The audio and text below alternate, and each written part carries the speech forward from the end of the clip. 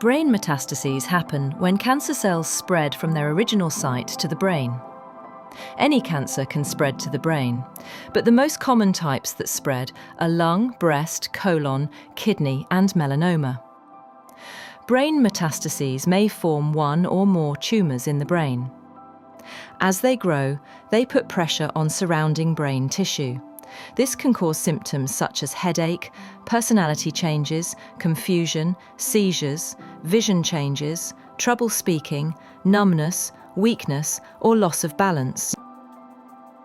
A 54-year-old woman was successfully treated for small cell lung cancer 3 years ago. She received chemotherapy and radiation therapy and was declared disease-free via CT scan of the chest 1 year ago. She now comes to her primary care physician with a complaint of nausea, vomiting, and right-sided headaches of a few weeks' duration. A CT scan of the head is shown in the figure. What is the most likely diagnosis? The most likely diagnosis is metastatic brain tumour from her small cell lung cancer. Brain metastases are more prevalent than primary central nervous system tumours. What is the differential diagnosis for the metastatic brain tumour?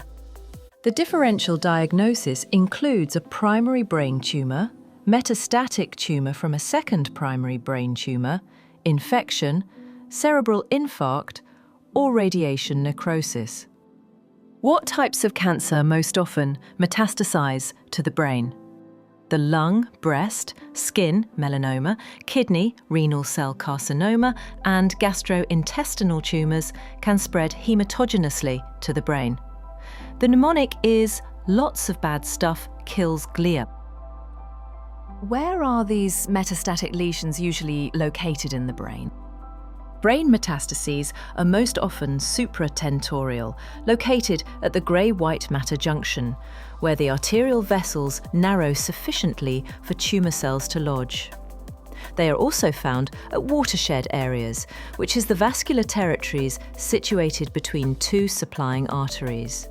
For example, between middle cerebral artery and anterior cerebral artery. What are the common symptoms of metastatic brain tumour? Symptoms of metastatic brain tumours include headaches, seizures, stroke, nausea, vomiting, cognitive dysfunction such as personality changes, and focal neurologic deficits such as aphasia or weakness. What tests or imaging tools can help confirm the metastatic brain tumour? MRI is the imaging modality of choice because of its superior sensitivity for soft tissue. Biopsy of the lesion is often indicated to confirm the diagnosis before a definitive treatment plan is chosen. What paraneoplastic syndromes are associated with small cell lung carcinoma? The most common paraneoplastic syndromes are the syndrome of inappropriate antidiuretic hormone secretion and the syndrome of ectopic adrenocorticotropic hormone. However, small cell lung cancer can also cause variable non-specific neurologic symptoms. What is the treatments for the metastatic brain tumour?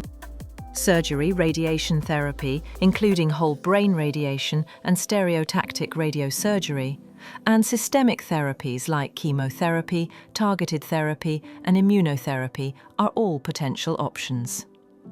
For the symptoms management, corticosteroids is commonly used to reduce brain swelling, and anticonvulsants like phenytoin or levetiracetam are used to prevent or control seizures.